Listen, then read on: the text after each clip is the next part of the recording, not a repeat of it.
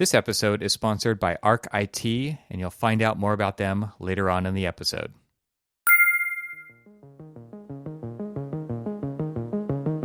Hi there, I'm Evan TRXL. Welcome to my podcast about how technology is changing the architectural profession. Welcome back to the podcast. My name is Evan TRXL, and this is the show that talks about how technology is changing the profession of architecture. And I couldn't be more excited to reveal to you today something that I've been involved in for just a little bit. It's a huge step, a huge change in my life, and that is that I have left HMC Architects after about 18 years. And that's not all contiguous years. I had 4 years of internship through full-time right after school, actually, or during and after school when I graduated. And then I left HMC, did a bunch of different things, which I've talked about on my other show, Archispeak, the podcast that I do with my co-host, Cormac Phalen. And we talk about what it's like to work in the profession of architecture. So a lot of that is informed by this varied career that I've had in the profession, not just working in architecture proper or even just at one firm proper. I went off, I did my own visual effects work. I worked for History Channel and Discovery Channel, and I was a freelancer, and I went and worked at Apple. I did a bunch of stuff there. I went and worked at a interior design and manufacturing, like fixtures for displays company, where we would design it and build all the stuff. We had a full metal shop and a wood shop and a CNC, and I learned a lot about fabrication during that job.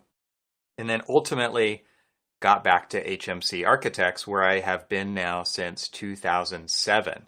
So got hired there as I think a design leader, worked myself up to senior designer. And then in the last 2 years-ish, I started HMC's digital practice and built a team to solve and strategize all the technology issues when it comes to the practice of architecture at HMC. And, throughout that process, I was teaching at Cal Poly Pomona and Mount Sac, which is a community college, and teaching architecture and technology there. And same thing at Cal Poly for a decade and plus. So a lot of different experiences there. I think a lot of that has worked its way into, the point of view that I come from on this show, but my other show as well, Archispeak.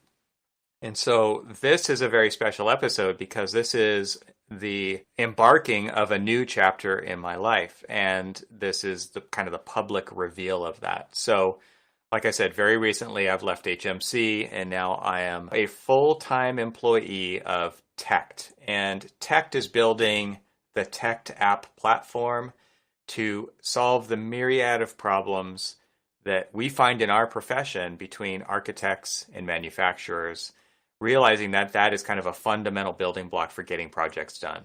And there is so much inefficiency in that process, but we're also leaving so much on the table when it comes to what's possible with architecture because of the status quo that everybody just kind of accepts as the way things are when it comes to how we integrate this process into the delivery process for our projects. So this episode really is kind of special in that I've invited Cormac, my co-host from my other show, into the room along with Bob Habian, who's an architect here in California, where I'm also practicing. And Cormac is going to kind of facilitate this conversation. So a little bit of tables turned on the TRXL podcast today.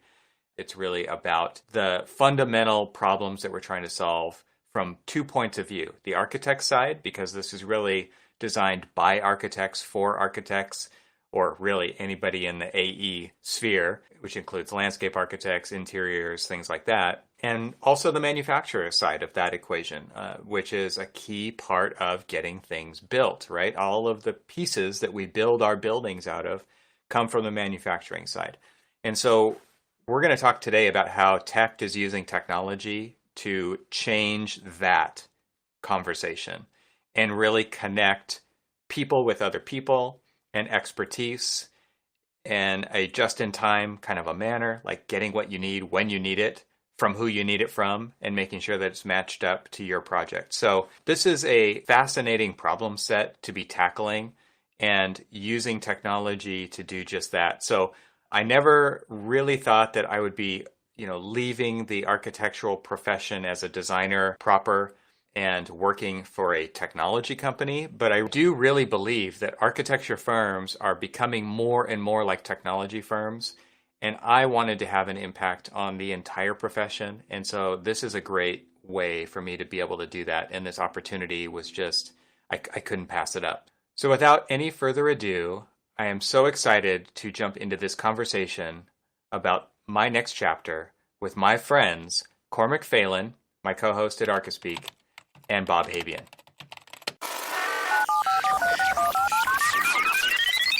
So welcome everybody. Today we have myself, Evan Troxel, and a special guest, Bob Habian.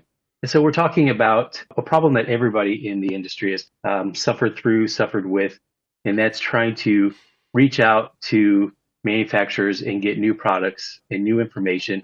And then you find that you have to go through this very circuitous route of really not getting the right information from the right people at the right time, and lots of times things become very unspecific to what you're doing.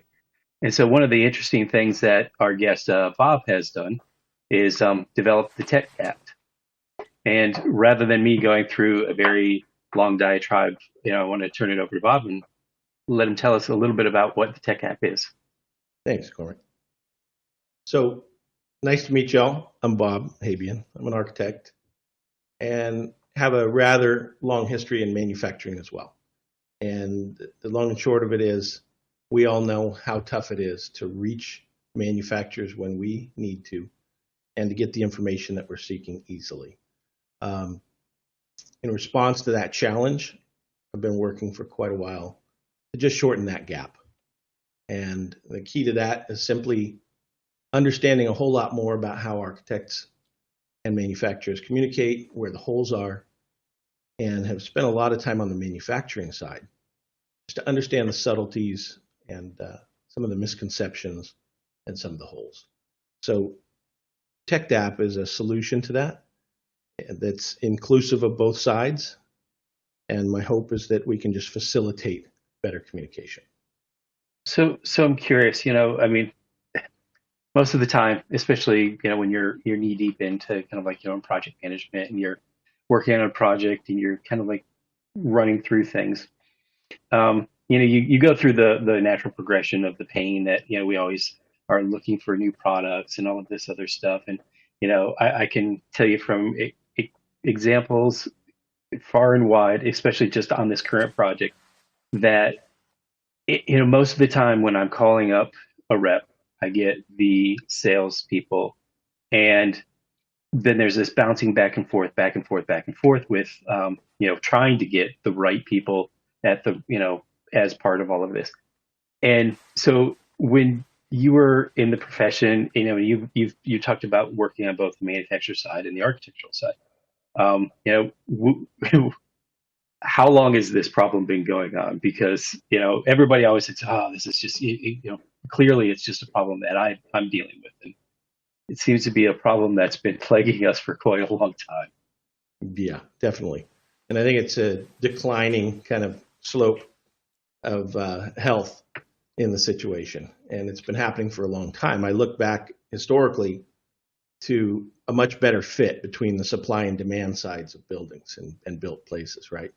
Where craftsmen and others made things happen. And it was a very connected, collaborative process. Particularly in an information age, we're drowning in an ocean of data, frankly. Yeah. And people get a little bit ahead of their skis on what should be put out and when. And there's now a pretty significant disconnect between supply side manufacturers and an understanding of what's needed at each step of the process on the demand and design and build side. So, there's just a lot of distance. It's growing, but it's fixable. So I don't think we need any new information, new people, better products, or anything like that. We just need better alignment.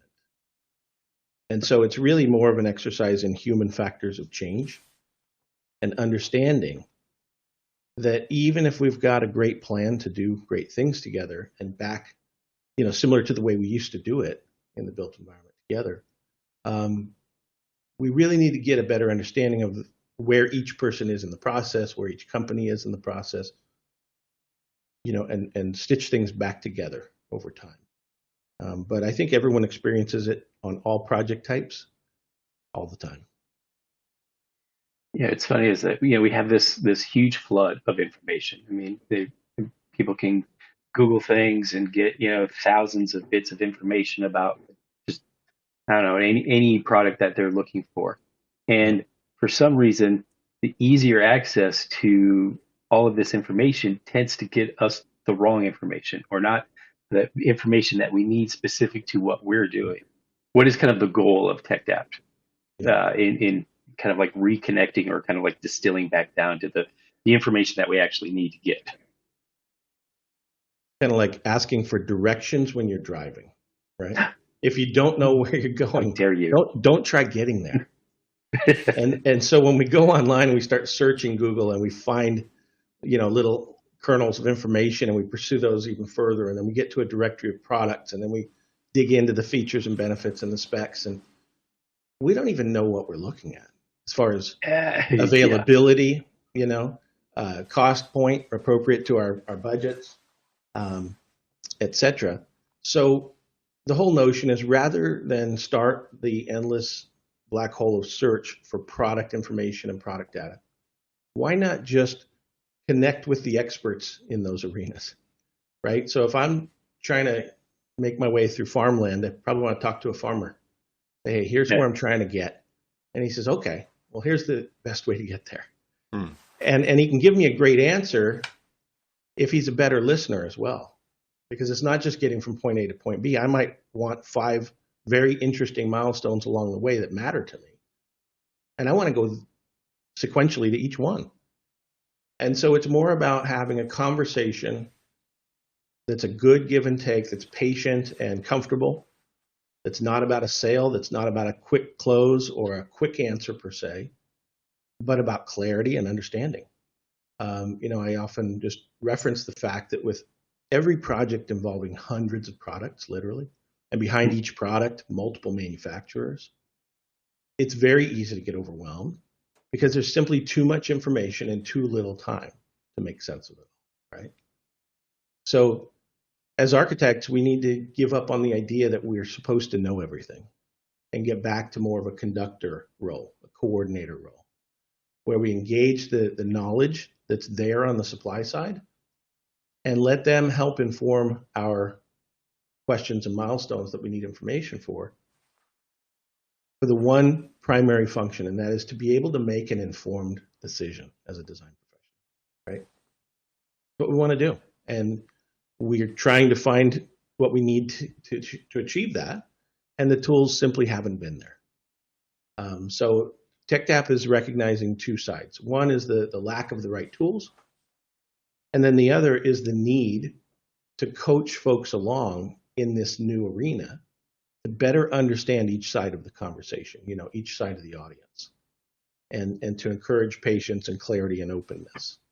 And within that last point around openness, there are just natural barriers in our industry and our culture as well, right? If you're an architect early in a project and you want to research 5 different options that you might consider, the last thing I want to do is go to 5 different websites, give them my information, and let them unleash the hounds to come after me, right? I don't even know who I want to deal with yet. And I don't even know if those 5 are going to qualify at all. So it would be nice to be able to reach that information source, talk to actual humans, but not have to tell them who I am or what I'm working on for a minute, So TechDAP also includes factors like that and takes it into consideration and has built an interesting tool set around it that we call stealth communication that is a bit of a game changer as well.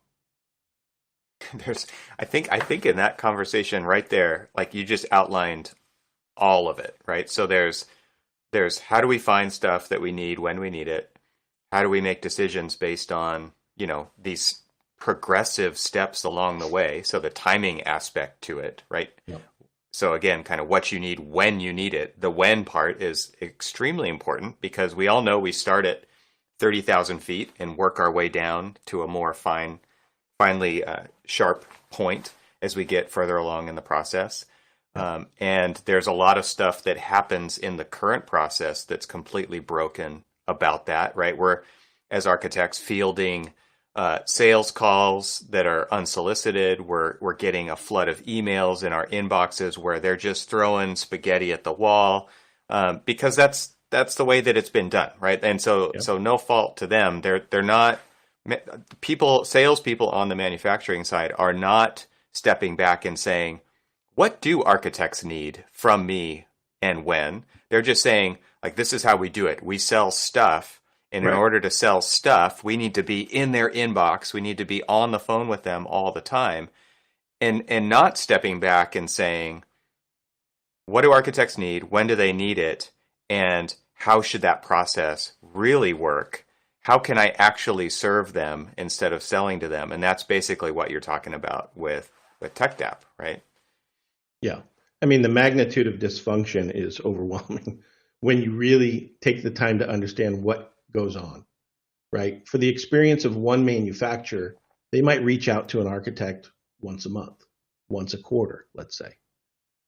But if an architect is working on, say, 10 projects and each one has a couple hundred products on it, and each manufacturer wants to try to just check in and say, how you doing, right? The experience for the architect is this barrage of incoming, and they just have to reject it, as a matter of time management. Right. And for each manufacturer that doesn't understand that kind of buildup by others, they have no idea. And in my experience with manufacturers over the last 20 years, including being a global manufacturer myself and consulting with over 300 other manufacturers, I can confidently say that understanding how architects think, work, and what we need is the weakest link for manufacturers. It's the one thing they know the least about, right? If you're a manufacturer, you need to deal with supply side issues and sourcing your materials and manufacturing and ensuring and distributing and selling, frankly, right? Yeah. And so how do you sell your products? You sell them to people that buy them, and architects don't buy them. Yeah. Right? I think that was one of the biggest aha statements that you've made a while back to me, and it was just like, yeah, they're always selling and architects aren't the ones buying, and therefore there's this mismatch that's built into this broken system that nobody seems willing to or able to kind of step back and reassess that situation, because they're operating within their own lanes all the time, right? So take what one manufacturer is doing in that barrage of information out to architects, and then multiply that by how many building products get used on a project. Hundreds, right? So now you're actually starting to understand the sea of information that architects find themselves having to wade through time and time again on every single project. Right. And that's why you have to have that kind of pruning effect, and that just auto delete the emails, because it's just too much. Yeah. I think it includes a little bit of a factor of perhaps agriculture, right? It's one thing to grow a nice fruit tree in your backyard, but what if you had to, grow fruit trees on 100 acres? Because everything you do affects the entire deal, right? You're going to do it hundreds of times, not one time. Right. And so if we get it right, it can be fantastic. And when we get it wrong, it's a disaster. But the key is that we can just do some very small refinements, right? And that exponential factor of each side of the community, the number of products, the number of manufacturers, et cetera. Let's just agree that right now it's not fun for everyone. But if we could get some of the fundamentals right and everyone were to adopt them, imagine the magnitude of change that we all experience, right? Yeah. So it's more about finding better patterns, understanding where people are in the process and what needs to happen for them to be able to find and take the next step that they should. It's not about talking about it. It's not about theorizing anymore. It's about literally just helping those incremental steps happen with a look toward an agricultural mindset of how that crop's going to be looking in maybe 3 years. Hmm. you know? So a bit of a longer view with immediate action and some deep knowledge of each community and an inclusive process along the way. So it's really an invitation to both sides as much as it is a business, right? I'm not here to sell anything. I'm here to help the health of the conversations.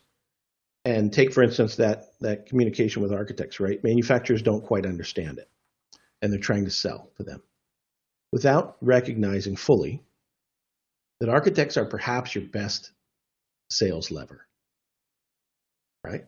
They just are. Yeah. And so even though they're not buying anything, they might be your most powerful partner in your top line sales. And if your top line sales grow, your capital efficiency to the bottom line is even better. So those are some exciting factors that underpin the opportunity. And the only thing that's happening as an architect myself is I've made this my project, and it's been my project for more than 20 years. Cormac, I have a question for you because you're the most practicing architect out of the three of us on projects kind of day to day. And so, the way that I kind of think about it is architects, and correct me if I'm wrong and elaborate on this, is that architects tend to fall into two camps of finding products and components for their buildings, whether it's going to be a facade system or whether it's going to be actual fixtures or anything that goes into a building project.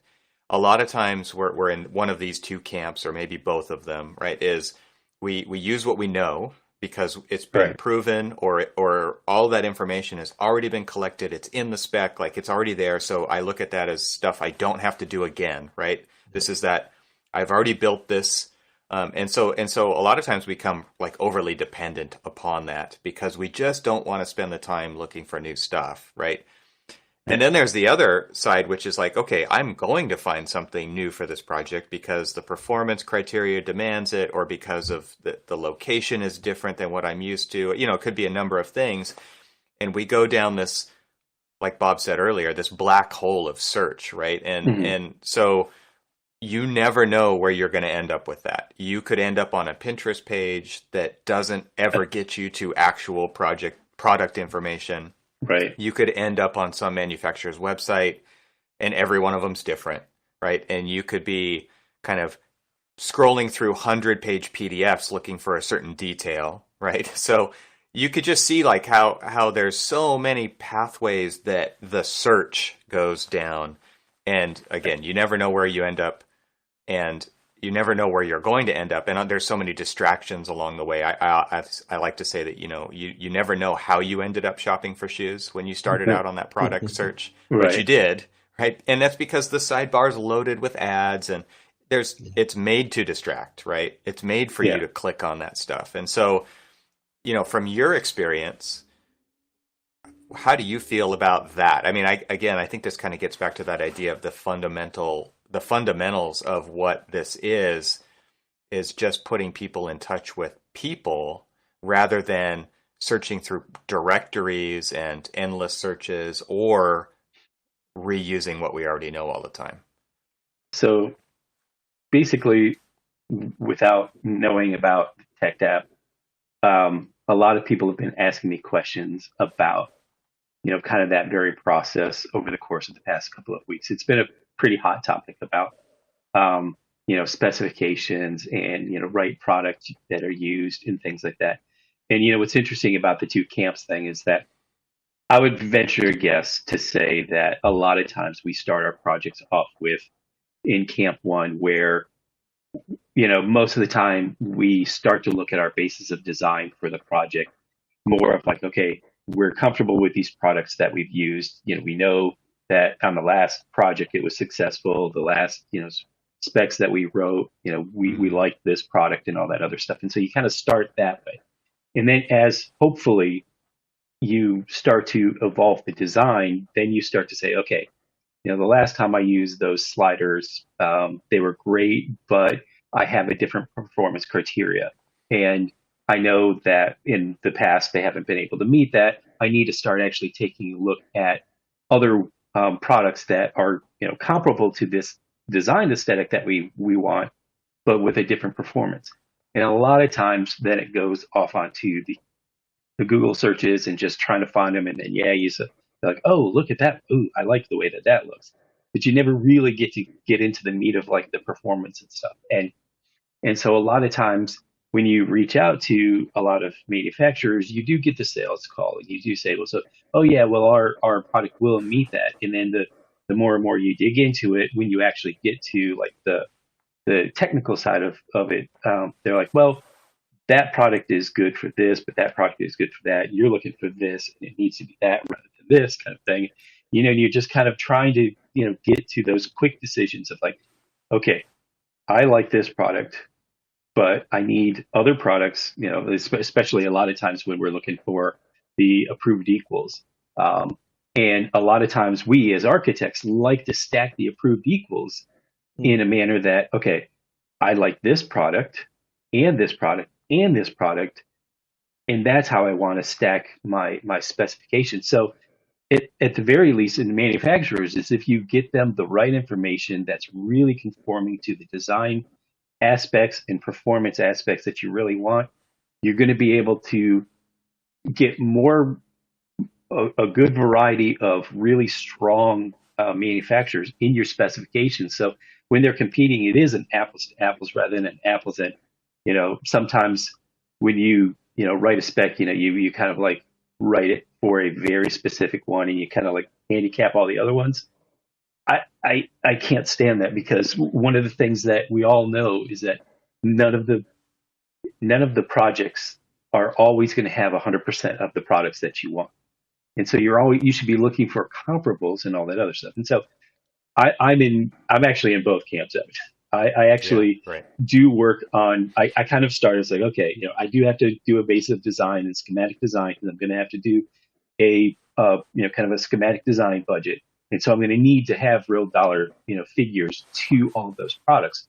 So I always kind of go to the tried and truths.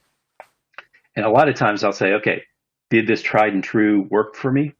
Yes. Did we kind of, the hardware kind of like, failed on this and all this other stuff. I want to try to stay away from that, but I still like what it's, providing me.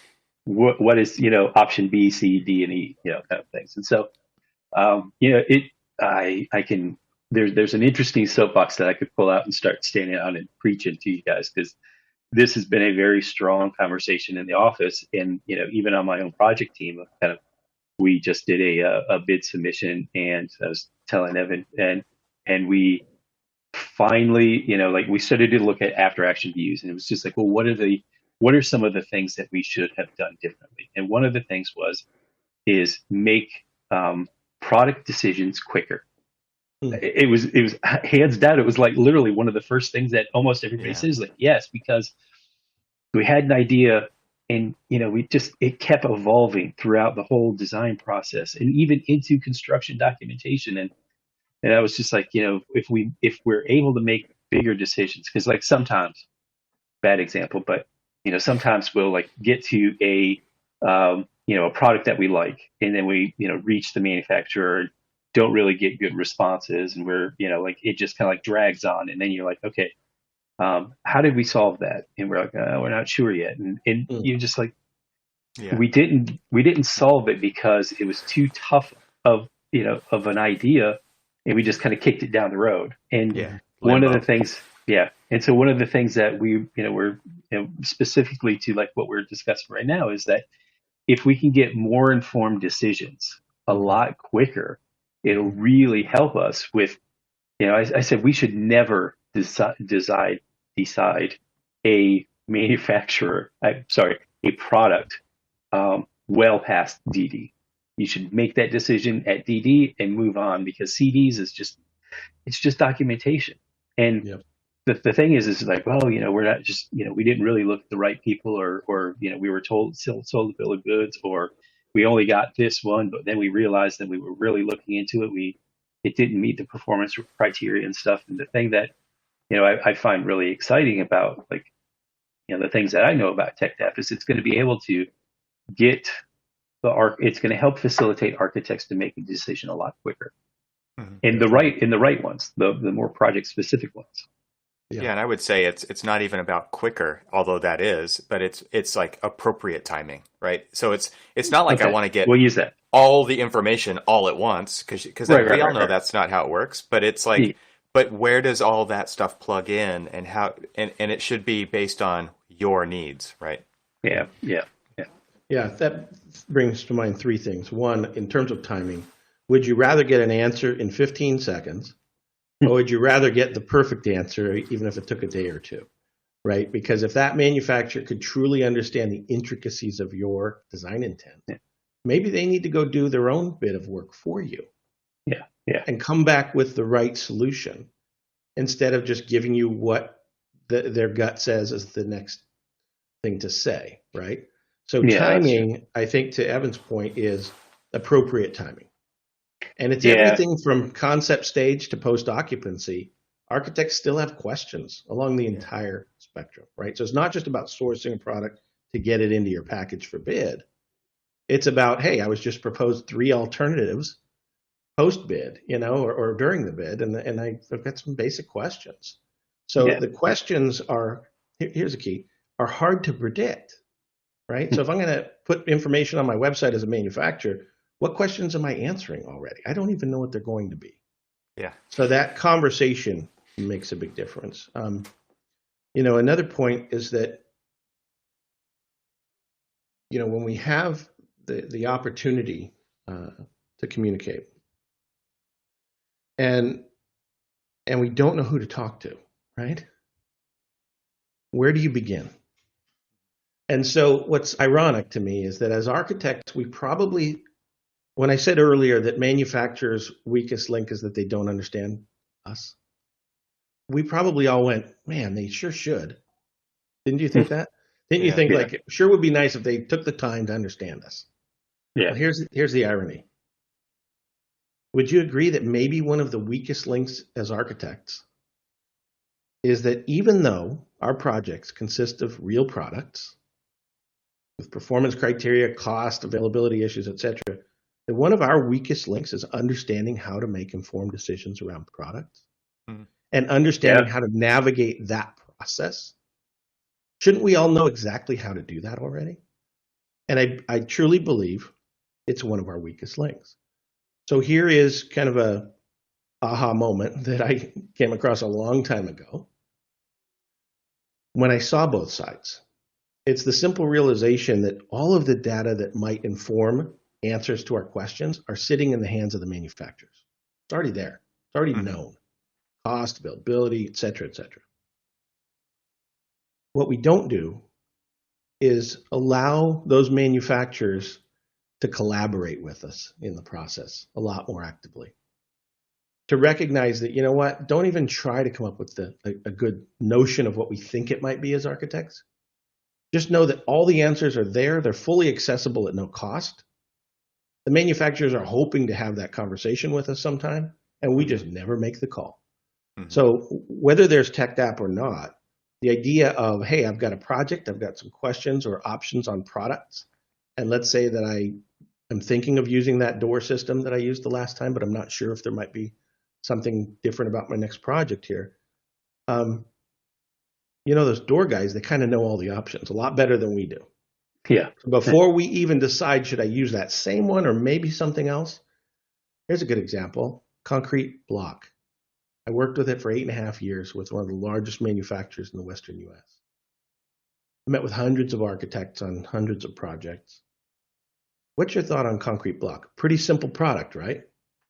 Yeah. And most of us would think, it's gray block and we'll either use it for this or that. Did you know there's over 4,000 mixed designs of concrete that are used in concrete block just by this one manufacturer? Do you know that they have over 400 shapes of block? Do you know that distribution-wise, there are certain county lines in certain states above which certain manufacturers supply, below which other manufacturers supply? And that if you're going to change from one to the other, certain mixes aren't even available by the other. And in some instances, they're everywhere. The fact is that there's so much information that you shouldn't even start down that path as an architect. Just ask the question to the source and let them help inform our questions, whether they're extremely broad and general or very specific. the idea of, hey, I've got a public project. I need 3 minimum manufacturers. How easy would it be to call on that block manufacturer and say, who are the next 2 that are reasonable in the market where our project is? Because if I can't include 3, I'm probably going to have to go find another system to use altogether because I can't list just one. Right. And so for sure, that manufacturer is going to know who the competitors are. But does that manufacturer understand the necessity of giving you that information so that they can actually be included themselves? Right.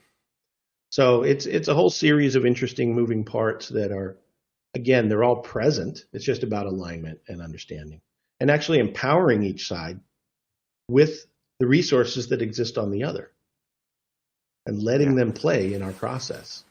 So I've been excited as heck about the process. Change, it's just a matter of change is hard, change is messy. And now we're just navigating that and building some tools that make that navigation itself a lot smoother and a lot more intuitive. So what makes that change? Well, speaking of change, right? So you've got this platform that architects can now use to engage. But what makes it different? What makes the outcome different, right? So one thing that you've talked about that I'm really excited about is the whole idea behind the Tech Academy and what we're going to do for manufacturers to enable that change so that it's not just more of the same. Like what we don't want to see happen is architects engage and they just get the same kind of sales pitch, right? So the whole Tech Academy is designed to change that. So maybe you could talk a little bit about how that's going to work and why you feel like the solution lies in that to actually give manufacturers what they want out of the side of out of their part of the equation as well. Right. Yeah, I would say it starts with the notion that this is built by architects. We know what we need. And so it's about together informing curriculum, if you will, right? Hand to the manufacturer to say, hey, we want you to go to school on how to better serve us. And we're not going to wait for someone else to write the curriculum or for you on the supply side to write your own curriculum. Mm-hmm.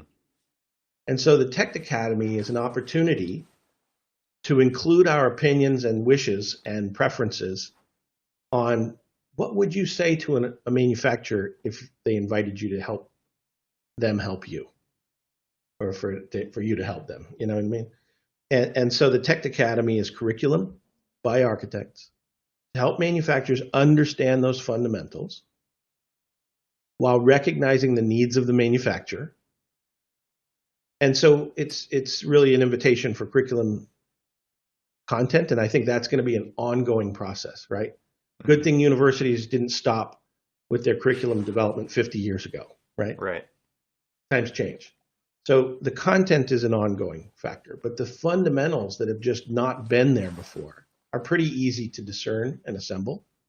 And so we have a 6-week training available to manufacturers, and it's actually a prerequisite for them to even be on the platform. So one factor in keeping things from returning to the way they've always been on a new platform is that we're actually raising the bar for entry. And we're raising the bar for continued participation. So a couple things. In the academy, we're giving them the fundamentals. They need to complete it. And that gets them in the door to the application. But once they're in, every engagement they have with architects on the platform, architects have the ability to make a note about that engagement. Was it helpful? Was it not helpful? Or was it very helpful? And with just that simple ask at the end of an engagement, there's going to build up this record of how much are they understanding these new rules? Mm-hmm. And those aren't metrics to punish people or to promote people, frankly. Those are just metrics to help navigate the change, right? So if one rep is just constantly getting praises from architects, wow, that was very helpful, right? And you've got a tranche of reps that aren't getting that kind of traction. It's about understanding what are the things that guy's doing or girl's doing that's getting it right, and how do we help transfer some of that knowledge internal to the manufacturing side from one good adopter to others, right? So that whole realm, and that's why I say it's a business that's as much about the human factors of change as it is anything, right? Because we're kind of in that business too. And so we're building metrics and tools to help analyze and nudge over time, higher performance, higher fit, more responsiveness, and a better understanding to, is this actually helping, or is this just a big promotional waste of time, that nobody needs? Yeah, I think one of the things that we all know really well is like we can probably count on our hand the number of sales reps that we trust and we will go to every single time because we get that from them already. But then there's this sea of stuff out there which you could label as opportunity or distraction, depending on how you look at it and where you're at right then. But it's like there's no way that I know what I'm going to get. And so what you're talking about is building consistency in a platform that architects could then trust and then use more, which is a win-win, right, for manufacturers and architects. Absolutely. Yeah, I mean, you just mentioned trust, right? That is another pillar of TechDAP. Absolutely. And not just TechDAP. That's another pillar in our industry. Yeah. That everybody should take time to better understand, right? No matter who you are. We can self-analyze as architects and ask, how much do we trust the manufacturing community, right? Because if we have a low degree of trust, then we probably have a low degree of engagement with them. But if you knew, like you said, you had a few trusted sources, you're going to call them early and often because they're helpful. Yeah. And there's no risk, and you trust them. Yeah. You trust them to not call you back asking how the project's going. You trust them to give you straight answers to tough questions, right? So a really significant opportunity and another aha moment is the flip side of this hundreds of products on every project, right? Hundreds of products on every project is a challenge. Well, here's an opportunity. What if every architect had a few trusted sources, right? And not deep research, but the average that we've experienced over the decades is less than 10, closer to 8 on average. That just a handful of people do architects really trust. But if each architect trusts, let's say 5 to 10, how many architects are there? In total, how many trusted reps are really out there? An awful lot. We just don't know who they are.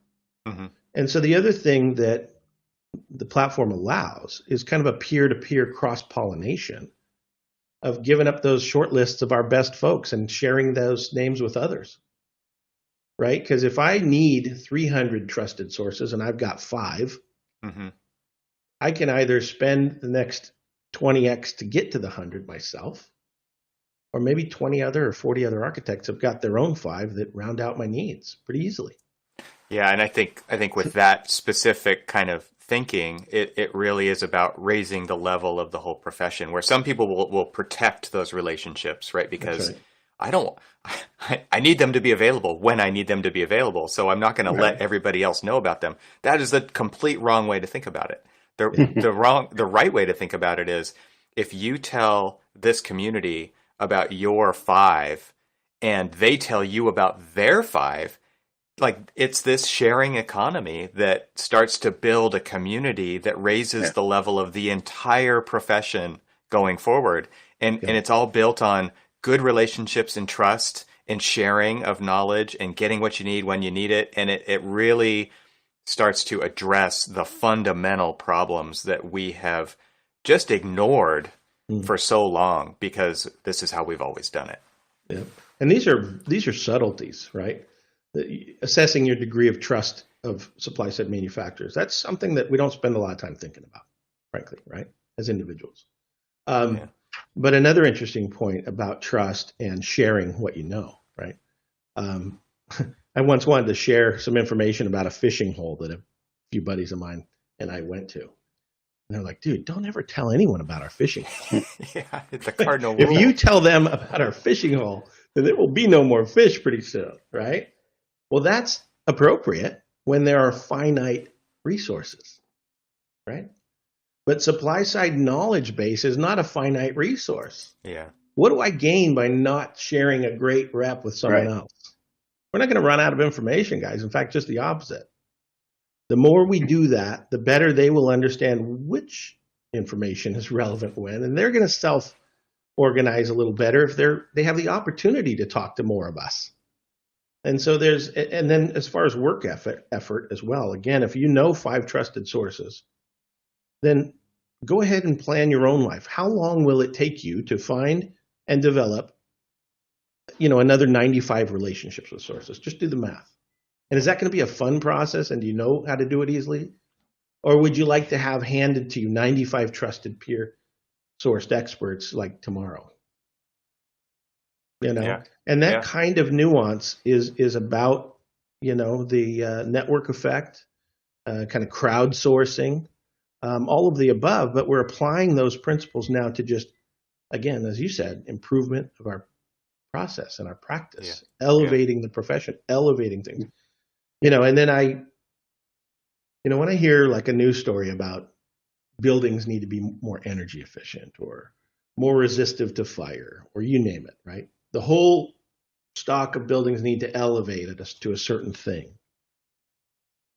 A lot of people project that might take decades and decades to make that kind of change happen, right?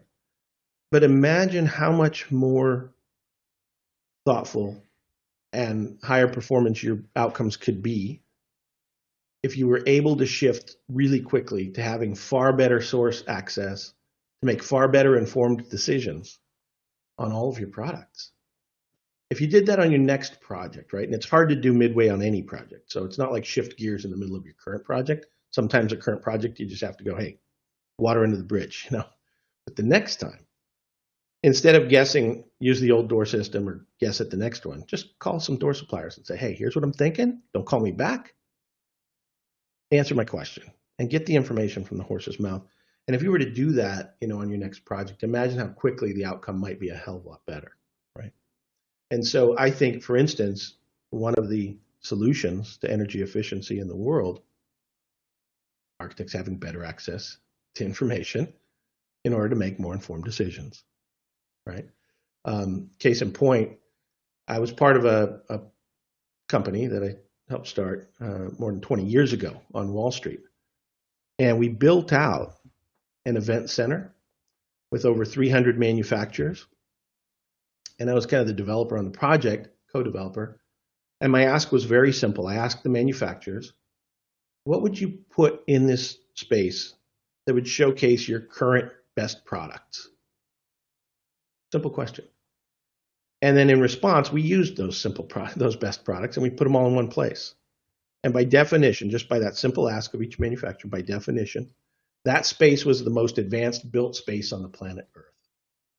It was 24 years ago, and we had raised floor environment, underfloor air, fiber optics, bomb-proof server containment, ergonomic everything, sustainable everything, full spectrum fluorescent lights, etc. Because we just asked. The products are already there, actually. The innovations are already happening. And they're not just coming from new sources. They're coming from old sources with new ideas and new products. A lot of those big companies buy the up-and-comers. So another facet of Tech App is to embrace the manufacturing community with 2 primary focuses, and that is to get all of those mainstay manufacturers that make wood and roofing and glass and other things on the platform, because we still, as much as those are institutional in our industry, we still all have a ton of questions for them that we need help with. And then the other community of source is, who are the people making the innovative stuff? Because, as you said, architects want that access as well. And we want to make those findings happen easier and quicker in one place, not 50 places. So we're actually looking at the manufacturing supply side with both of those lenses, attracting the mainstream and really looking for innovation sources so that we can help shorten their path to market, whether they're big or small, and how much resources they have to exist and remain become a lot more tolerable if they have easier access to the community of architects as well, right? So there are a whole lot of economic factors, a whole lot of industry factors at work here, but it's enabled by very subtle, very small moves by each of us. Let's take a break from this conversation and welcome back the sponsor for this episode, Arc IT. I'm so excited to have them on board, and I can't wait to tell you a little bit more about them. I had the pleasure of speaking with Boris and Alex over at Arc IT, and one of the threads of conversation that we had that I think we can all kind of relate to is that a lot of IT providers rely on you to be too much of an expert in this stuff, and they don't really understand the technology that makes your business work. And I think one thing that makes Arc IT a little bit different in that regard is that they understand the architecture and engineering space. And that's why I really felt like they're a great fit for this audience. So, as business owners and architects, how often do we think about our IT provider? Typically, only when things go wrong. And for many of us, unfortunately, this happens too often, especially with the latest emphasis on remote work. I know that I've had to deal with my fair share of IT fire drills, even this morning, trying to resolve a domain name issue. Not pleasant. Arc IT, however, is a very different kind of company. They specialize in serving architecture, design, and engineering firms, and their goal is to help you use technology as a competitive advantage. This means that they understand your technology stack, and they won't waste your time and money learning how your tools work within your process. Combine that with industry-leading response times, proactive remote hardware management, and solid disaster recovery and backup solutions. That's something that everybody should be thinking of, honestly, and enterprise-grade security management. And yet, above all, these are just table stakes for a solid IT company. Arc IT goes a step further. They become your strategic partner when it comes to planning, budgeting, and integrating new technology into your business processes. And that, again, this is something that I love about Arc IT is that they're being proactive. They're not waiting for the fires to come up. They're helping you plan for your future. So all of this sounds expensive, right? Nope, because Arc IT is highly specialized for our industry. Their pricing is on par or in some cases even lower than other IT providers. Arc IT is transparent and even publishes the pricing right on their website. Speaking of their website, there's also something else you should check out when you're there, and that is their Design Under Influence blog and video series. Again, adding value to IT type solutions, I think, across industry, all good stuff. So your business deserves a competent, responsive, and proactive IT partner. Reach out to my friends at Arc IT for a free consultation. So go to getarchit, that's getarchit.com, Arc like architecture in the middle, and click Work with Us. So thanks very much to Arc IT for sponsoring this episode of the TRXL podcast. And now let's get back to our conversation. I wanted to key in on that. We say with TechTap that there's going to be this level of trust, but that's going to be a process on how to get there. And part of that is to have the Tech Academy, which trains sales reps how to serve and what architects need rather than sell. But I think the other big component to that, which you mentioned earlier, was this idea of stealth communications.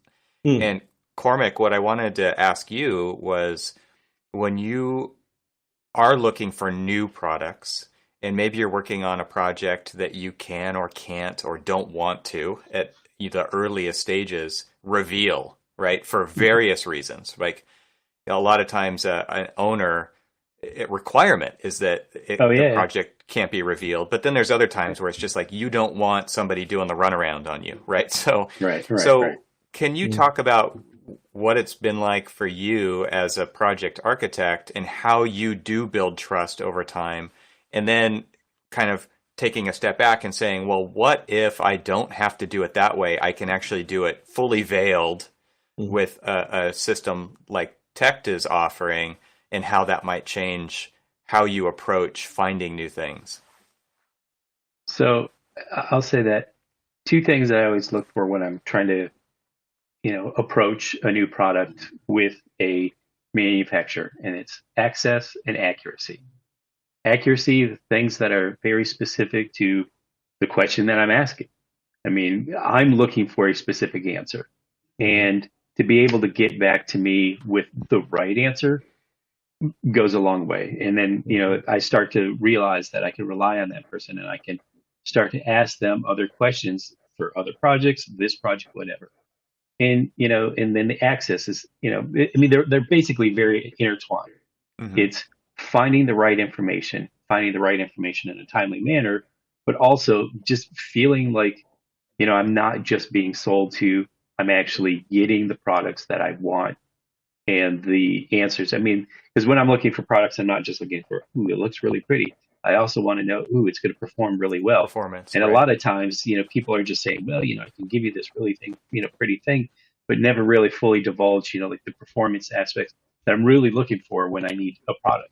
And so, the access and accuracy, and then, don't make me feel like I'm being sold to. Make me feel like you're looking specifically at the question that I'm asking.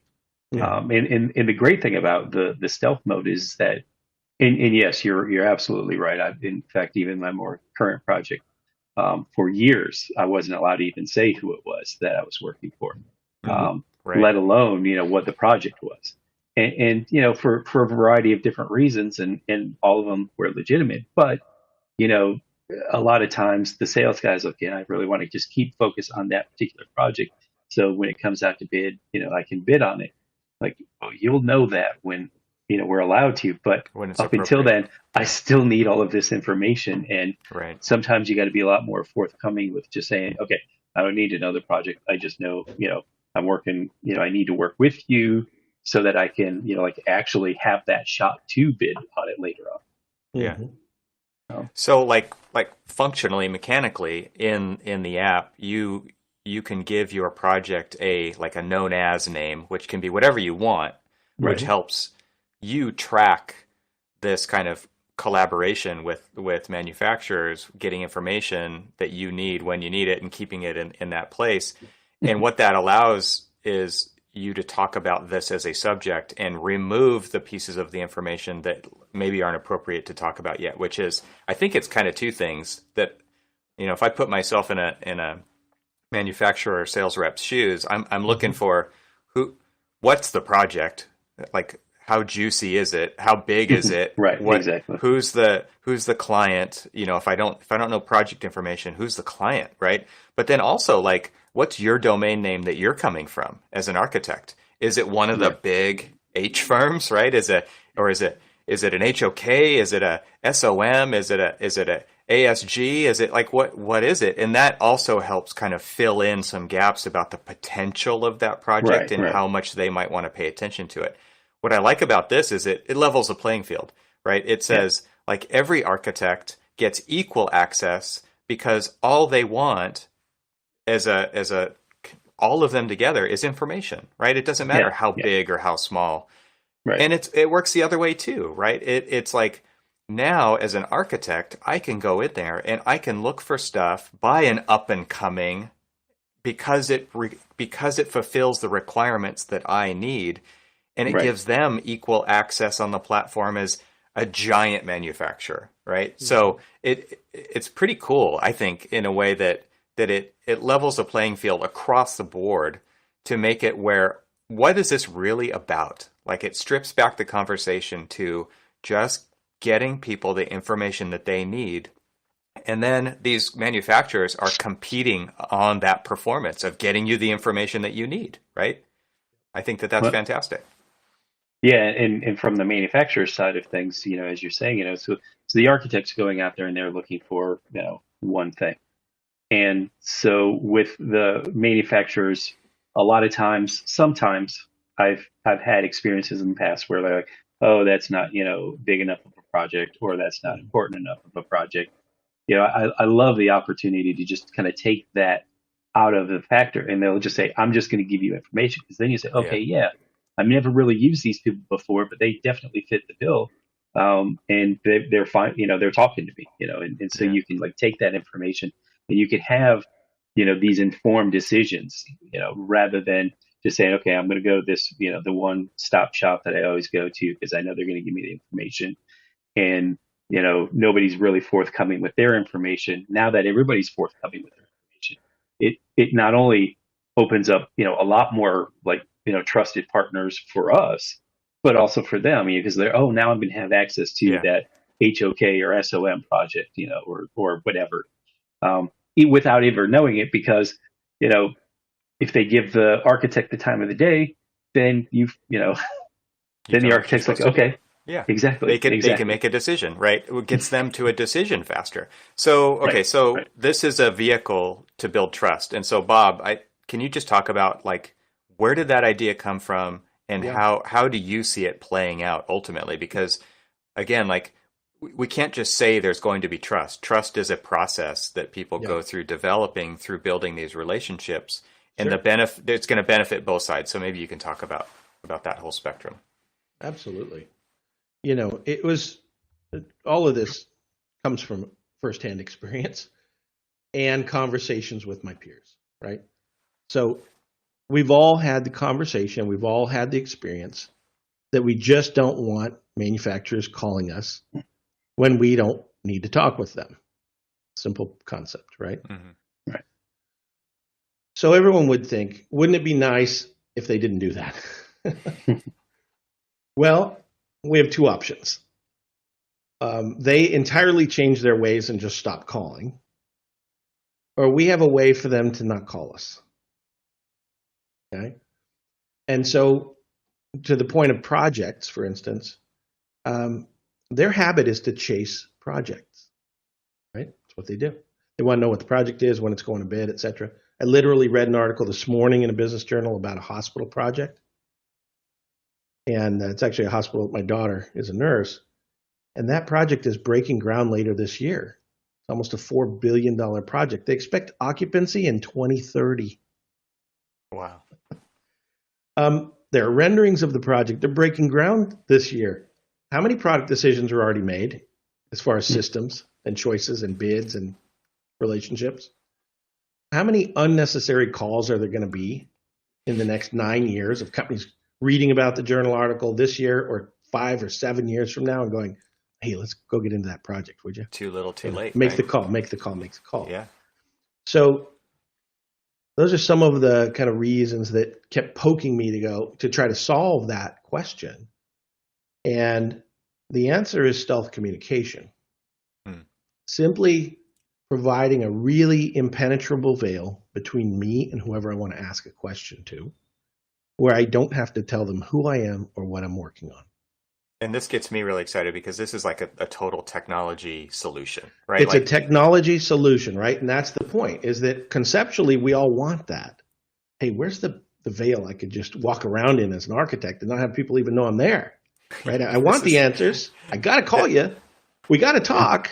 it's that But if I invisibility call you, cloak that we all want when we see it in the movies, so we right? needed a technological development or a technology development to build that stealth cloak. And that's what we've done. And we're not the first to do it, right? We'd be a little, myopic to think that these are issues we have. So the beauty of technology is that every corner of the world and every facet of business has been pretty well developed. We just happen to be the slowest profession to adopt most of that, frankly, right? So Yep. what we've stitched together are some fantastic solutions, and in those pairings, created some new challenges and questions that we had to navigate with the developers of these other platforms. And so we are working in beta mode on some really cool things with some really cool suppliers, including CSI, right, on master format. And how better to make that happen? I mean, if you print out the PDF of just the master format, it's almost 750 pages, Gosh. literally. That's just the outline. Yeah. 150 pages of which is a keyword index to navigate the other 600 pages of outline. I mean, ridiculous. It's We a need sea of technology information. to navigate these things, and CSI is doing a fantastic job with tools like Crosswalk and other things to make that easier for us. But that doesn't address stealth, right? Mm-hmm.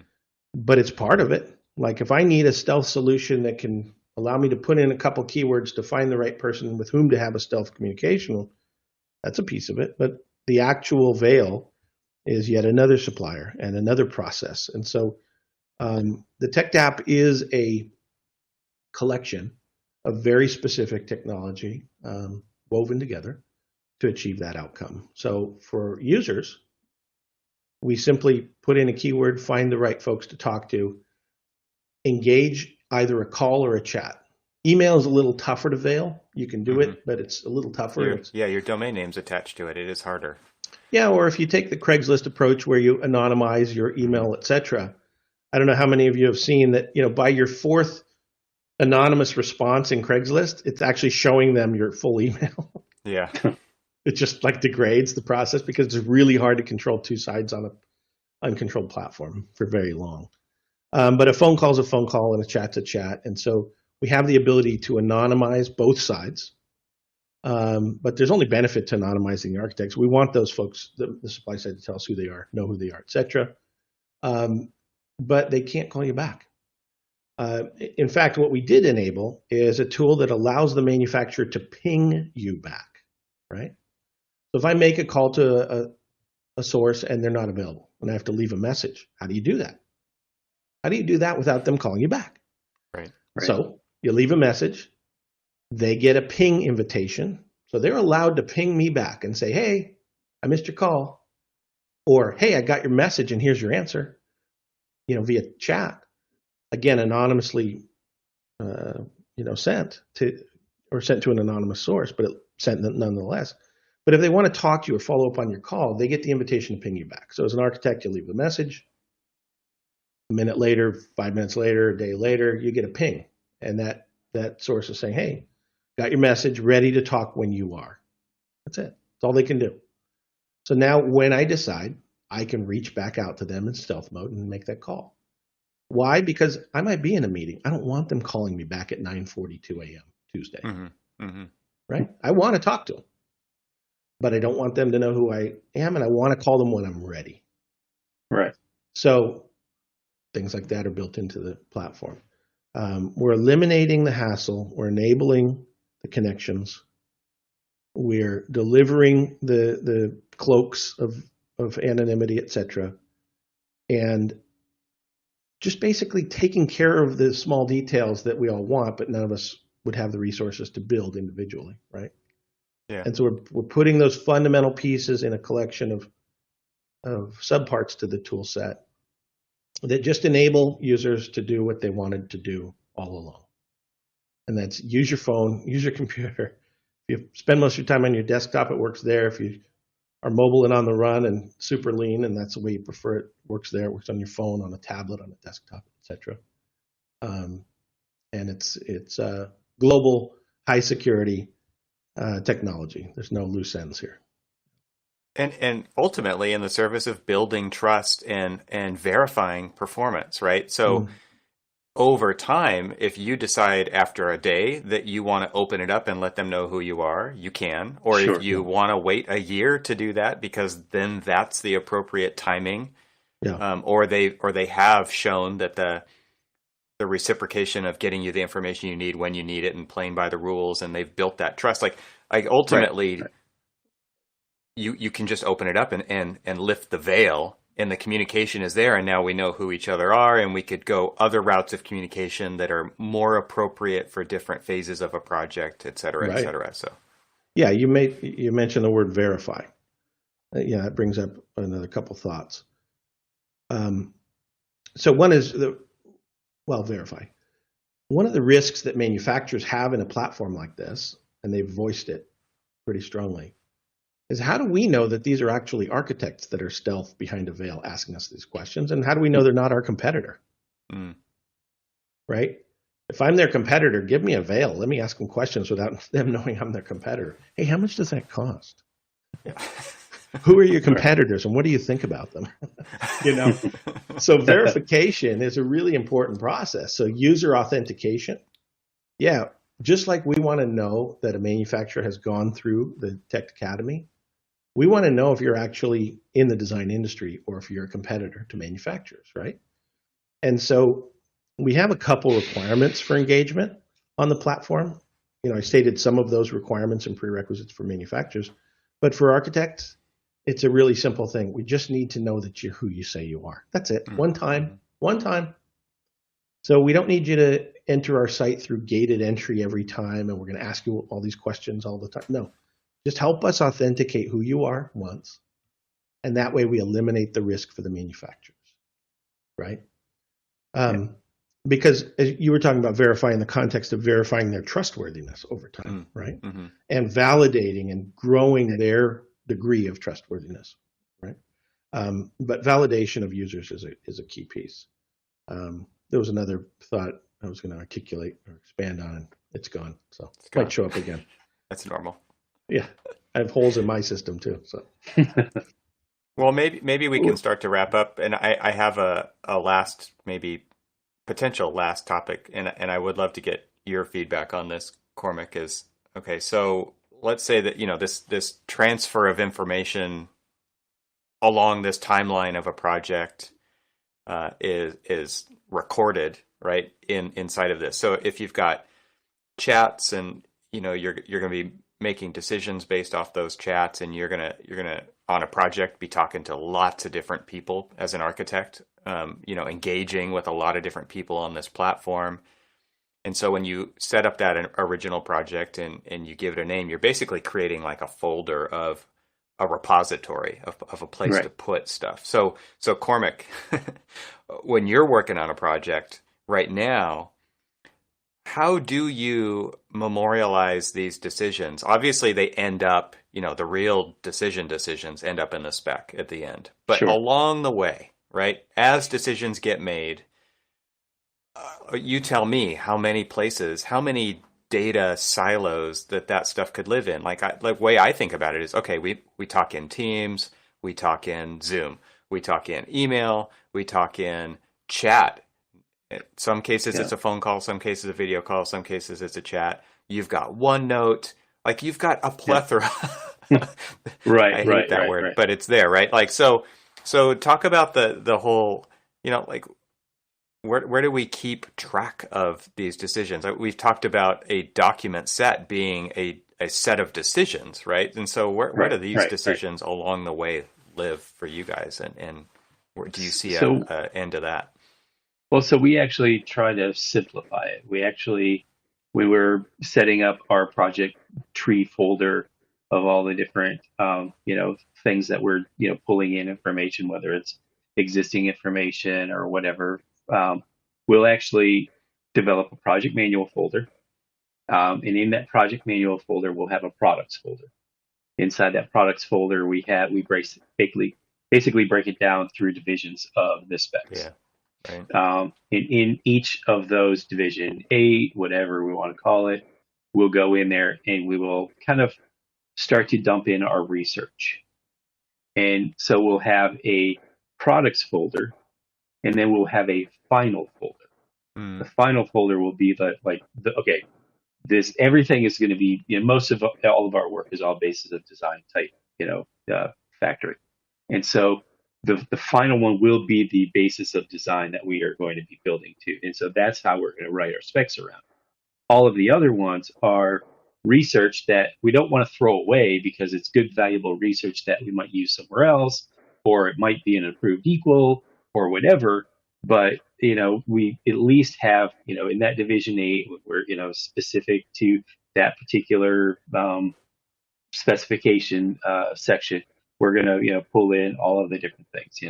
We go in and we're doing glazing, we're going to look at all the different glazing manufacturers. We're going to find that final glazing manufacturer, but then we're going to use all of this other one as research for other people, because we also try to make it available for other people to use. We are passing along information. It's like, hey, I'm looking for birch strip glazing. Okay, well, here's all of the information that I've done research-wise, interface with a lot of different manufacturers. Here's the manufacturers' names. Here's the product, data and information that we need. And here's and then here was our final selection based off of, the criteria that we were really looking for. But if you're looking for something else, here's this, but then here's all of this other information that we found. And so we kind of make it, we try to streamline it so that we aren't like throwing it in all these different ones. I mean, yes, we're communicating back and forth via email and chat and, Teams and Zoom and OneNote, specifically for me, where we'll have this, memorializing the conversation, but we need to, memorialize it in a far simpler way when we're actually, kind of like just saying, this is the product we're using. Yeah. I think one of the things that I hear when, as a, from a digital practice side of things is just how do you surface information, right? Like how do you actually find later? And that is the hardest part because number one, like were the people working on the project disciplined enough to put it in the right place? Okay, let's let's just say they were, right? Let's give everybody the benefit of the doubt. Number two, 3 years from now, when you send a junior designer into a folder structure to look for a product that you used on that project over there because you liked it, and they don't know a division number because they're not trained in that yet.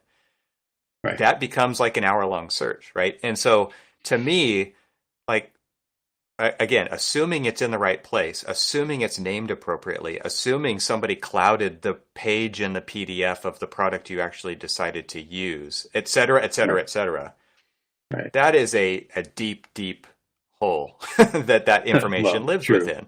And there's so many ways it can go wrong. So to me, I think one of the, bringing it back to one of the things that TechDAP is trying to do is just say, here's your project. Here's the decisions you've made on the products that you've decided to collaborate with manufacturers on for this project. And then teammates can just dig through there and have one place to find that stuff and not hope to find it in the folder structure versus the OneNote versus the email versus any of the other places that could possibly be. So maybe Bob, you could just explain how that works and then what an architect could do with that data, because maybe they want to memorialize it in an archive at the end. What can they actually do with it and not to get it back out of TechDAP? Sure. Yeah. The beauty with digital platforms is the ability to move that data or group that data or search, sort, and filter, right, by various attributes. And so even one product inquiry or one conversation has a number of factors involved with that conversation. What was the project? What was the stage of the project? What was the type of the project? What was the question? Who was the company? What was the outcome, right? Mm-hmm. And so built into the application is an organization platform for all of the data where you can actually sort by project, sort by search, right? Because if I'm making a search using keywords to find a certain product genre, yes, that's tied to a project, but wouldn't it be nice to just revisit that search, but maybe it's in a different project location, right? So repeating the process every time is how our industry does it right now, right? In a very repetitive blocking and tackling in silos of context. This project, this product, in this location, right? And yet, master format is going to be involved in every project. Right. Systems and support suppliers are going to be involved on all of the various projects, et cetera. So, the platform includes a very smooth organizing platform for all of your chats, calls, searches, projects, products, and experts. So product experts, not only do you engage with them, but you can favorite them, right? And so that you've got your own private list of favorites. If I need to change project location and that's the only thing changing, let's say I've got a repeat client, right? That I'm doing projects for across the country. I don't want to research everything. I just need to change my location, and I need new contacts for that. Right. Because codes are different. Regionalism is real, and so, and really impactful, right? Code, sourcing, everything, cost, labor. Yeah. Logistics. Yeah. Logistics. If I'm developing in San Francisco, my permit fees and road closures and things are a lot different than in the middle of Kansas. So, but the ability to organize and search and structure that data is automatic. It's built in so that you don't even think about it. It's there. As far as exporting into project files like the one you described, Cormac, it's all exportable, right? So if I need that full chat thread or just a summary of the chat thread or my call notes or an expert's profile, detailed profile with the contact info and everything, I just export it as a PDF. So everything exports as a PDF, print it, throw it in a file, send it digitally to someone else on the team, et cetera. That's built in as well. Because again, we're architects. We know that this is what we need and how we need it. Right. And so organization and kind of crowdsourcing, I think, are something to really understand. Take, for instance, you do schools, but you haven't done a school in St. Louis. But other school architects in St. Louis have. Okay. Right. Wouldn't it be nice if you can just put in your project location? Sorry, got a tack dog on me. Put in your project location and be fed information from other similar searches by architects on a similar project. Yeah. Right. Or if I've not done a school before and it's my first school, wouldn't it be nice to see the master format tree that's used on average for schools in that area and just be able to select or deselect a few items and localize the search in one click based on city or location? Yeah, I mean, so what's interesting is I just had a request from someone who was looking for my Rolodex of preferred manufacturers. What's a Rolodex, Uncle Cormac? Exactly. I told him, like, just hold on a minute. Hold on, Is that a candy bar or a candy? Rolo. I've heard of it. I think I've heard of it. A Rolo Dex. It was because they I told them, I was like, be patient because there is something out there that is going to be so, it's going to be a game changer because the fact that, we do, that our particular firm, we do a lot of projects in a variety in every municipality. I mean, we've done I don't think there's a state that we haven't worked in. And so, the great thing about it is that, yeah, I may have a preferred vendor for the Baltimore area, but I have done projects in St. Louis. And I know that, doing projects in St. Louis, there are different, manufacturers that do cross that line. And, so if I do have somebody who's preferred here, do they actually work somewhere else? And it's kind of exciting to actually be able to like have something that you guys can go to that actually kind of like takes this laborious task of trying to find a new set of, like players for like my preferred materials and stuff like that. And it makes it a lot easier for you to access stuff like that. And so that Rolodex of like, the one card that, of this guy, you call this guy and this guy calls this guy and stuff like that. But since they're already in a chain, you can just say, okay, I like this manufacturer. Let me see who's there in that particular place. I love that.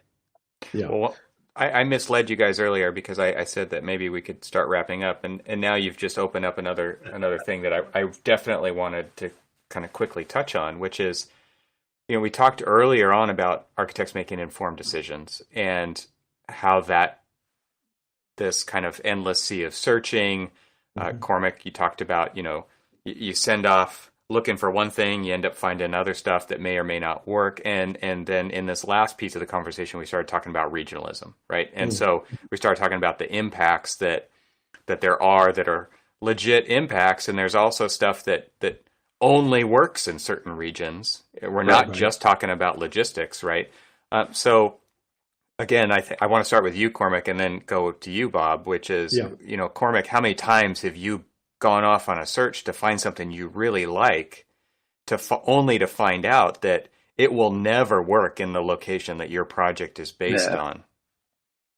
Well, unfortunately, too many times, to be quite honest with you. And in fact, actually, a project that I was doing down in North Carolina, some of the more useful things that I like to go to in the Mid-Atlantic and, Northeast region just don't work. And they're not applicable to the application in North Carolina. And so, some of the things, so many times I had, it's just like, oh, we don't do that here.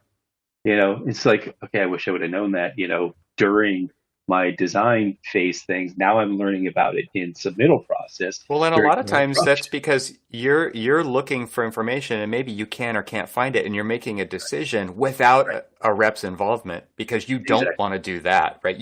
That's a waste of time. Exactly. only to find out later, like if you would have only engaged with them, they could have told you that information immediately. So exactly. It's a mess.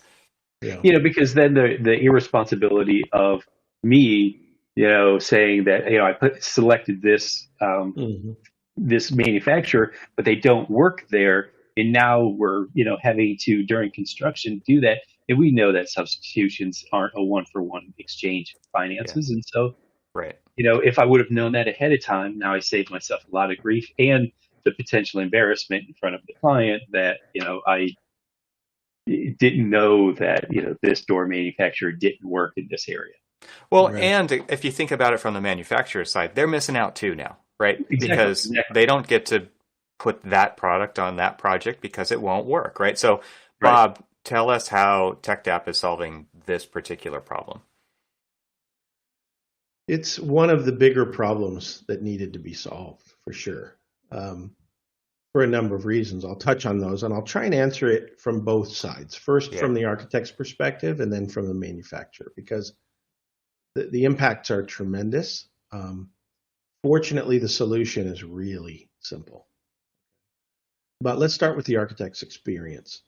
One of the challenges we have when we inquire about any product, particularly if we use the resources that are available to our industry, things like magazines, Yeah. websites, trade shows, any kind of promotion that you'll look into, a lot of the continuing education sources, right? Where I can go and continue to learn about products. All of that coursework, all of the promotions, all of the platforms that share that information to our industry. Let's just talk about the United States. It lacks regionalism. Yeah. Right? I was It's with the applied company for a equally, long right? time. It's Yeah. applied equally. And so if I get Architect Magazine and I thumb through it and I see something that I really, really want, then maybe I just really, really want that on my project. Yeah. And if I call the number, or if I fill out the card at the back of the magazine, or if I go online and enter my information to wait to get the response, but however I do it, if I get that information and I engage that manufacturer and I say, hey, I'm working on something I just told you about, this big $1 billion project in California, and I've got some questions, they're going, yeah, we can do that. Sure. They've And all never they heard sent was the anything billion. west of Mississippi, ever. But we Right. can do that. We can do that. Sure. They have no approvals in California. They have no understanding of the energy code nuances. They have, no appreciation for the fact that when it comes time to, source and acquire that product, no contractor is going to willingly pay the freight as a non-factor. You know what I mean? And you talk about egg on your face. Right. The projects that we've worked on in schools, in public schools in California, right? Like, does it have the testing criteria requirement done? And there's so Right. many materials and things that an architect wants to use on a project, and the manufacturers don't even understand that these testing requirements have to be not only done but reported, right? And Right. basically, it has, like, DSA requires that information for it to even be considered, right? And so they have to do all the fastener testing, for instance. And so again, like, you go off searching for something, and there's no checkbox for this works with DSA in California. Right. And that would just take a lot of forethought and planning and automation and data structure and algorithms to make that simple, right? Yeah. But why not just talk to people? Yep. Hey, Yep. Right. do you guys understand the criteria for the city of Los Angeles approvals? And they're like what? And it's like, Yeah. yeah, that's a big no. They have Right. no Yeah, idea. exactly. There's your red flag. Run. Yeah, I don't well, need to do for some system to tell me whether they check the box or not. I could say with confidence they have no idea. So my next question would be, who do you know in California that you can refer me to, for instance? But getting back to regionalism for architects for a minute, we look at our industry sources and publications, and again, there's just no regional way of knowing who's available for my project that also meets the criteria of my design intent and my schedule and budget, right? Multiple factors around the same topic of regionalism. Because maybe something is available in my region, but it's 4x my budget. So it's really not an option for this project, right? It's not just about geolocating. It's about multiple factors. So we do have algorithms that take those factors into account and make it easy. That's part of it. But for the architect, the regionalism most of it is dependent on the build side, right? And there's a lot of local knowledge. We talked about St. Louis. It's not just which manufacturers supply there, but which manufacturers are contractors equipped with labor and familiarity to actually do the work. Mm-hmm. Yeah. And so it's regionalism and cultural familiarity in the region of your project, right? Mm-hmm. And cultural preferences and norms in the region of your project. If we wanted to build with Adobe in the Southwest, that's not a problem. If we want to build with Adobe in the Northeast, it might be a different set of conversations, right? And expectations and constraints. It could be Adobe-like. Right? And it's all out there. No Adobe included in the content of the material whatsoever, but it's Adobe-like. Yeah. But so for the architect, it's a constant challenge, and it's baked into every inquiry we make. We just literally don't know if they meet all the criteria locally, but we all find out whether it does or not when it gets to bid and decisions are made. And at that point, it's a massive exposure of embarrassment for us along the way, right? And it adds to the problem of the build side looking to the design side saying they don't know what they're talking about. I mean, look at how easy it is to know that product is only available on the East Coast, not here. Right. Like, what was your architect thinking? Well, it's not that we're incompetent. It's that our resources didn't empower that kind of knowledge well enough. And we could challenge the build side with as many, challenges as they can throw at us. The point is, hey, folks, we're on the same team. We're not trying to make it hard for the architects or the builders. But the manufacturers, like the piano player in the bar, they're involved on both sides of the conversation. So it's far better for architects to know who's regional in the first place. That's going to radically improve your batting average for keeping your product and design intent through completion of the project and not get changed out in the 11th hour, right? And it's just going to not have you have to go figure those things out. It's already regionalized. For the manufacturers, boy, is that an interesting topic for them. Do you know which manufacturers supply to more than 5 states? How would you know? Yeah, right. like what metric would you conceive of using if you had all the resources available? How would you figure that one out? You wouldn't, but they know. And so it's about having a platform that invites that level of granular knowledge. And it's not just like, again, I refer to companies I've worked with. Take the block company, right? They don't just make block. In their collection of companies, they make over 27,000 different product SKUs for the building industry. Even inside the company, like in Northern California, if your project is far Northern California, like almost to Oregon, it's not even supplied by their plant in Northern California.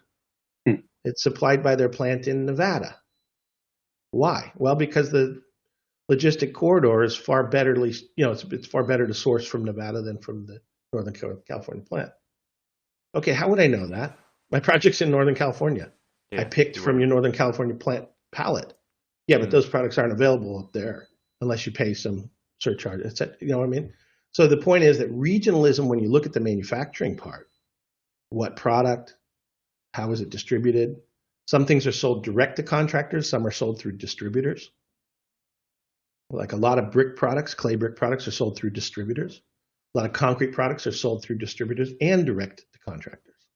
How would you know that as an architect? You don't. So the way we streamline the regionalism question for architects is to help manufacturers tell the platform exactly who they are, where they would like to supply with primary relevance and profitability, right? Because if I'm a manufacturer in the Southeast and I've determined that my numbers make sense, 2 states to the west, but not beyond that, then I really don't even want to be included in projects and inquiries and wasting our time where we're really not even going to make money at the end of the day. It's probably going to be a big headache for us, where we find out late that all that effort and we don't meet the criteria of that neighboring state, et cetera. So finding the sweet spot is simply about understanding where the information is best sourced, and it's frankly from the manufacturers, right, down to the expert. Here's another quick facet from the manufacturer side. A manufacturer may have 100 sales reps across the US. Is every sales rep the kind of expert that we want to talk to? Right. Like right. if the sales rep in LA, because my project is in Los Angeles, is who they're telling me to call, and you've got 100 reps, is the guy in LA really the guy I should talk to, or is he just the located guy I should talk to? So the other thing we're doing with manufacturers is we're helping them understand that just because you have 100 sales reps, it does not mean you have 100 people that are qualified to help architects, right? Architects want answers from experts, period. Mm-hmm. So we're actually helping manufacturers that may have 100 territories with 100 salespeople, and we're compelling them to actually consider that they may only have 10 experts in that mix. Yeah. Those are the people that we need on the platform. So now rep number 5, who only handled LA, might actually take all the inquiries in the Western region. Why? Because architects want experts, right, regionally. And how would we know that the rep number 5 out of 100 was the actual expert to talk to? How would that guy's front office know that he was actually the guy that we want to talk to, right?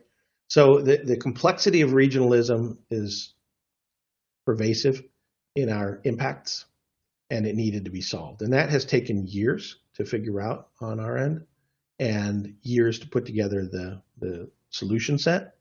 And now it can be solved in a matter of months of input by specific manufacturers into that network. Yeah, what's beautiful about that is that it takes all of like that, like you the way you positioned all that was it's opaque to the architect. As what you're saying, be, right? We don't care. What you're saying is it still gets to be, right? Like they don't, but it gets them what they're looking for much more accurately without even having to worry about that part of it. Cormac, sorry, you were going to say something.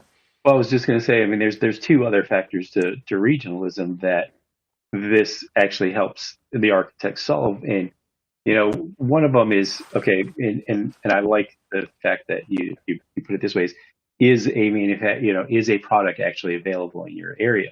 Because a lot of times if we're, say, building in the Baltimore area, I'm just, going to use that as my specific, and but I want, a certain product.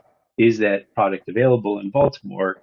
Well, that has an overreaching, factor of two. Is like, okay, if it's going to have to conform to a sustainability factor, and they don't, I don't have anything regionally, is it going to be coming outside of that 500-mile, bubble?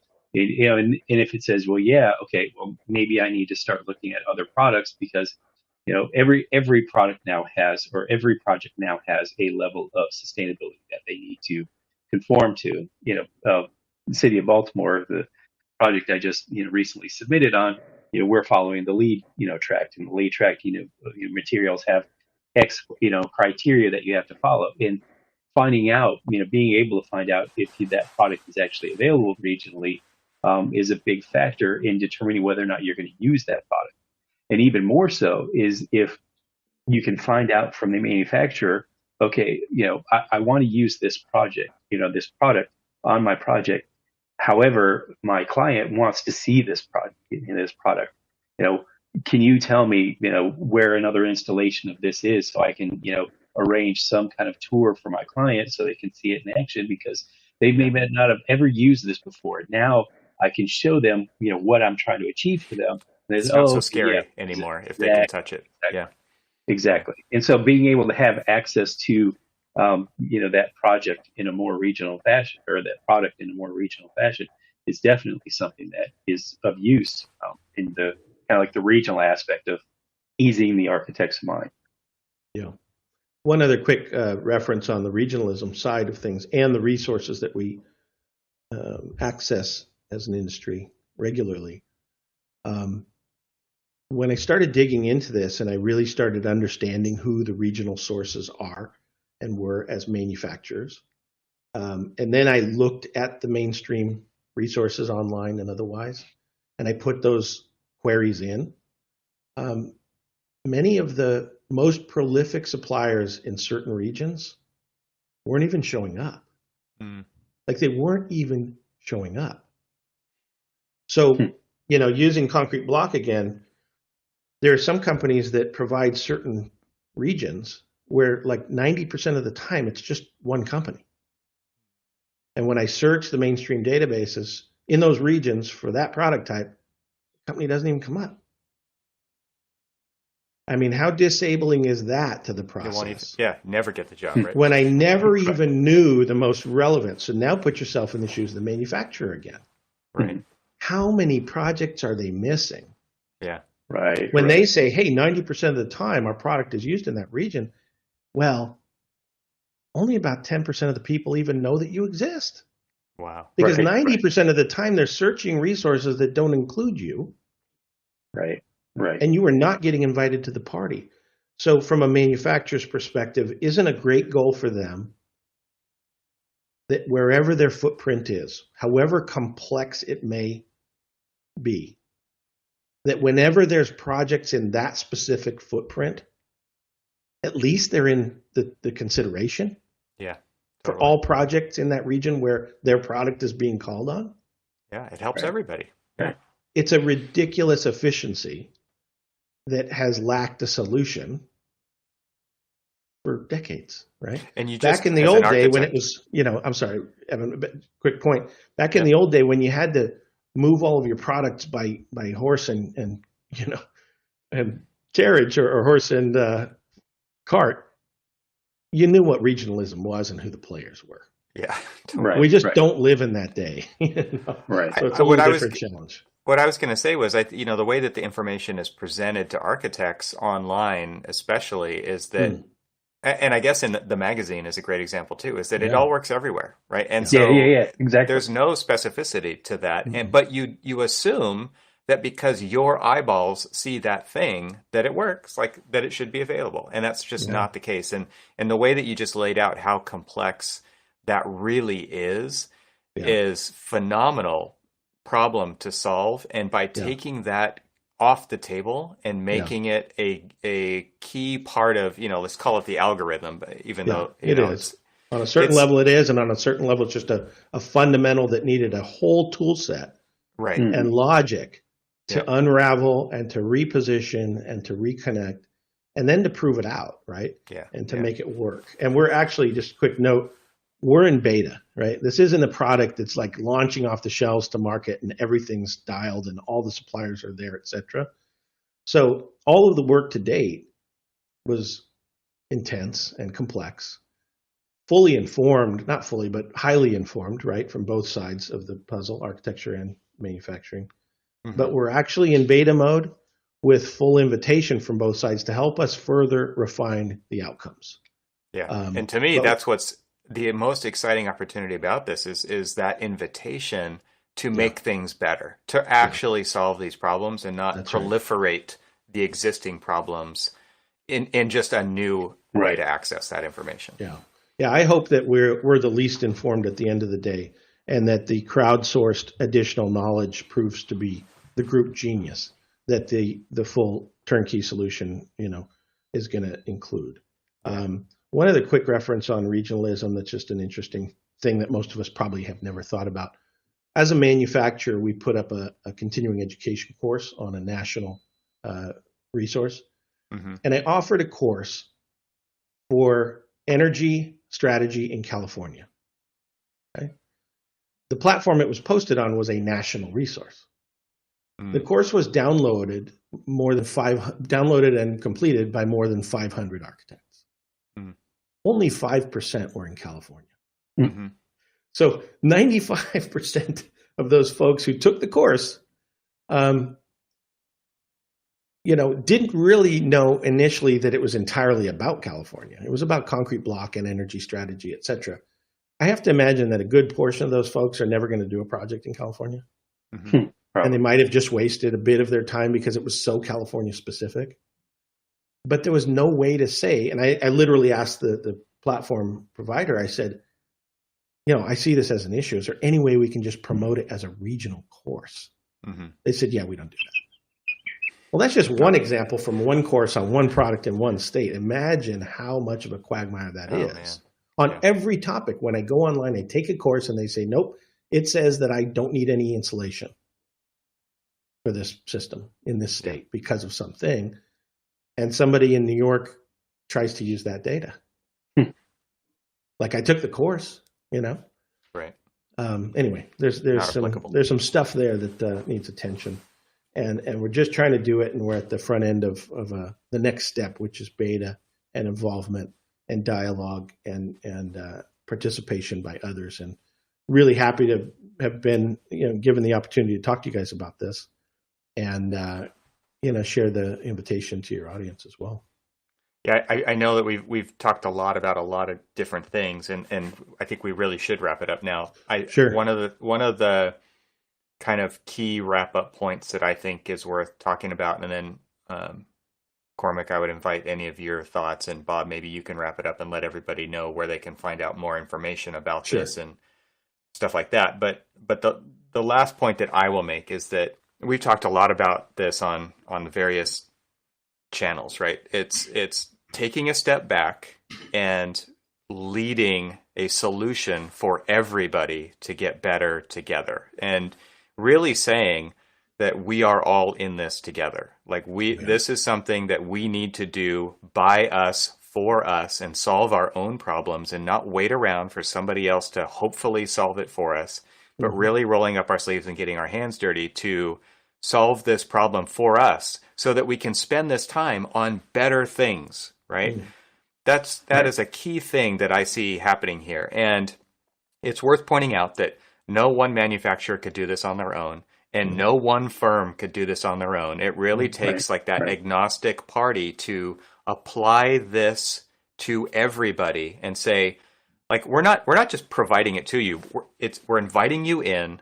You can be a part of making this solution for everybody. And so that's to me what's most exciting about the ability for this to elevate the conversation, but also elevate the profession that we all are so passionate about. Yeah.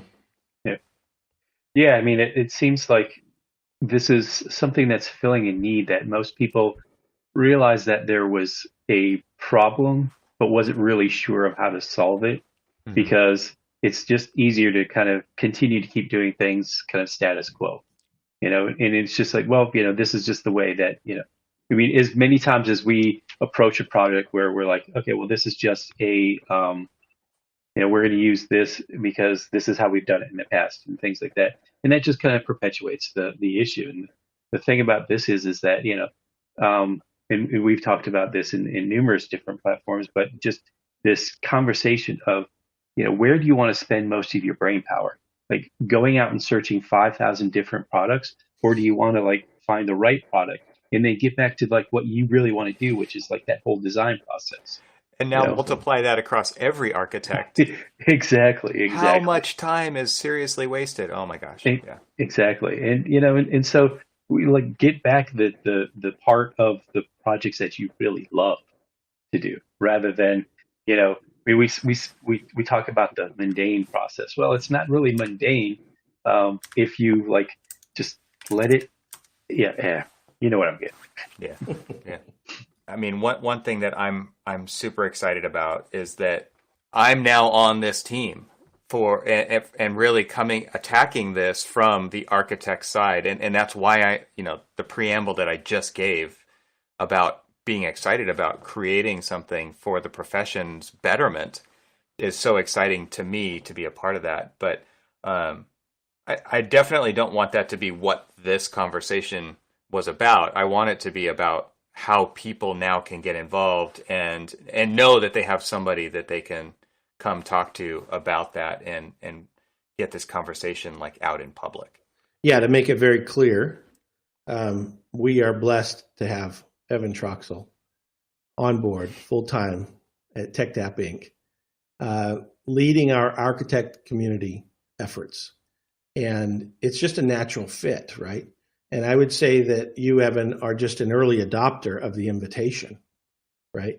You jumped in a little bigger than most could even have the opportunity to, perhaps. But the idea of us rowing in the same direction, getting in the same boat, doing things that make sense together. Right. The whole point of TechDApp, maybe we could say, is just to give architects more time in their lives. Yeah, to do the things they want, to your point, Cormac. And maybe that's not even more work on projects, right? Just maybe it's more time to grow and travel. But firstly and profoundly, I'm deeply humbled and excited as heck to have you on the team, Evan. I'm even more excited about the prospect of having dozens, if not hundreds, of other architects really join the effort. Yeah. And it's the kind of thing that I could see that if you as an architect listening or participating is willing to spend a couple hours of your life on this effort, that might be all it takes. Mm-hmm.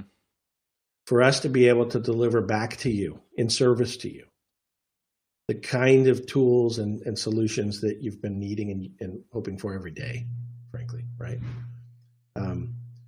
So that's the goal. That's the invitation. And, we're just hopeful about the future. And so we're in beta. We're launching Monday, a couple days from this recording. And techapp.com is the entry point. So check it out. Let us know if you're interested. Keep an ear to the ground because we've got a pretty robust strategy and a pretty aggressive schedule of growth. But we are going to be cautious. So I could see iterating and improving happening on an every couple of weeks schedule for probably the next 5 years. Yeah. Okay. I mean, that's what it's going to take to get really, really strong and better than average. But coming out of the gate, I've been at this since kind of early 90s. And it's been an iterative process, and it's been improving and building. And right now we've assembled it in a super potent offering. And so for early adopters, we welcome you in. We'll be in service to you at no cost other than a little of your time up front and validating that you are who you say you are. And beyond that, there's just work to do, and we're just excited as heck to be doing it. So again, I thank you guys both for the opportunity to talk about this on your show, and Evan's choice to change his life and join the party. I couldn't be more excited to make a huge impact, make a positive impact on our profession. And that's really something that I feel passionate about. And I feel like it was the irresistible opportunity to do just that and to build the community of architects that it's going to take to do this so that we can do it together for us and really be kind of, the ones who design our future. So that, again, like just to remove the buildup, the barnacles that are under the water level that have built over time and get back to some more smooth sailing, I think it's just an incredible opportunity. So I couldn't be more excited to do that. Yeah, another point is generations. And the application of that is that, as we know, our profession, 40 years ago was a different profession than it is today. And I fully expect it will be a different profession in 20 years and 40 years as well. Yeah. There's an interesting window that exists right now between old school architects, right, that used to draw things by hand, and futurists who might be able to talk their design intent into existence through platforms, potentially. And both sides are needed, right? The patina and the knowledge and the maturity of certain measured decisions coupled with radically cool, fantastic computational design, et cetera, right? Generative design, all those things. I do believe that improving our profession to the degree that it deserves is a multi-generational, if not multi-lifetime life cycle. And this platform cares not just about the old school folks with opinions, not just the techies, not just the most artful creatives among us, not the most analytical, not just students, but everybody, right? Yeah. because this is about being in service, as we've talked about, to the profession, where you are in the stage of your profession. So there's room for students, interns, thought leaders, top designers, and designers doing new things for the first time, right? That just need help. It's all here to serve and to call on us to spend just a percentage of our career participating in that whole. That's it. And so it's a platform that I think will grow to be a good place of value and a pretty special place over time. So happy to be a part of it. Absolutely. Yeah.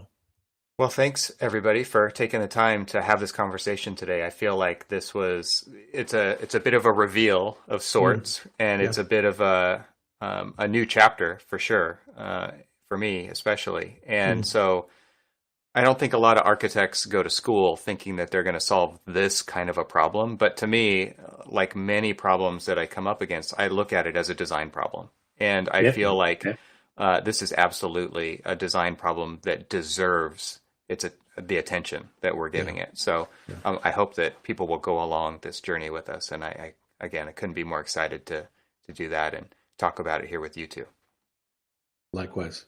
Yeah. And Cormac, I want to respect that this is not an invitation to be all about tech and tech app and what we're trying to do. This is really to celebrate what every person in each of their roles is about and try to answer a very simple question. Cormac, how can we make your life better? Mm-hmm. How can we make your practice better? What are you working on right now that you want help with, right? What are your thoughts about what we might be doing right or wrong? I want to hear it, right? Yep.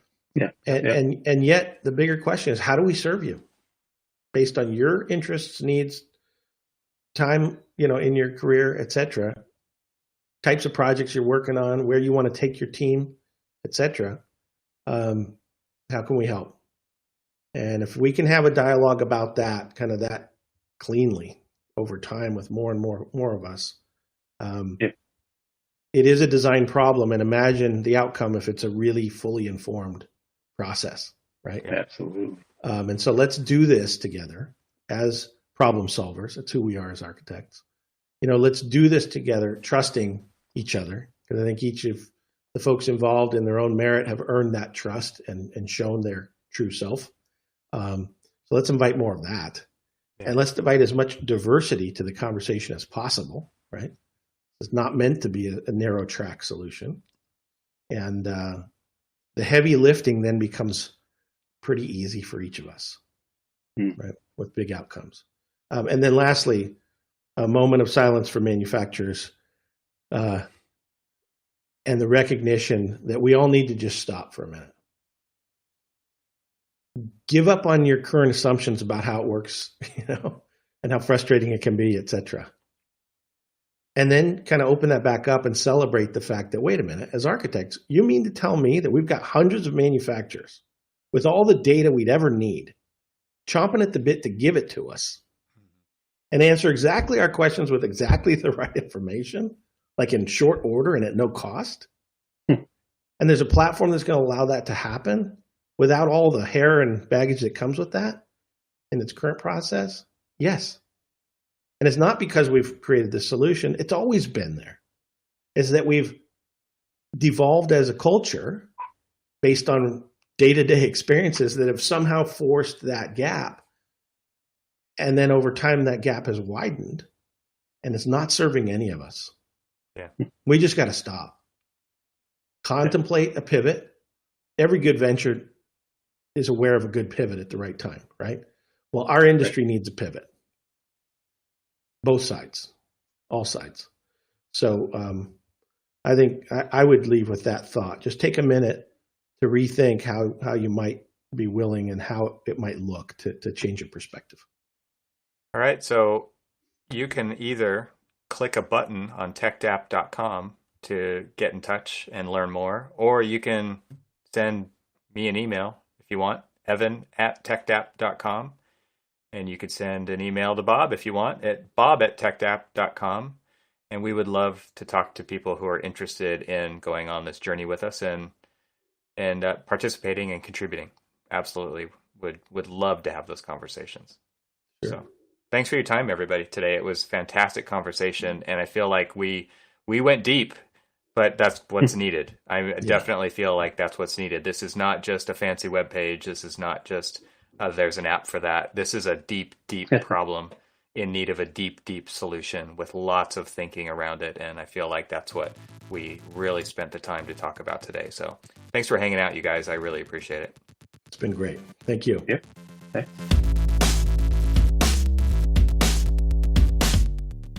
Thanks for listening to the TRXL podcast. And once again, I would like to thank ARC IT for sponsoring this episode. Visit their website at getarchit, that's GETARCHIT.com. This show is part of the Gable Media Podcast Network. You can see all the shows at gablemedia.com. That's GABLMEDIA.com.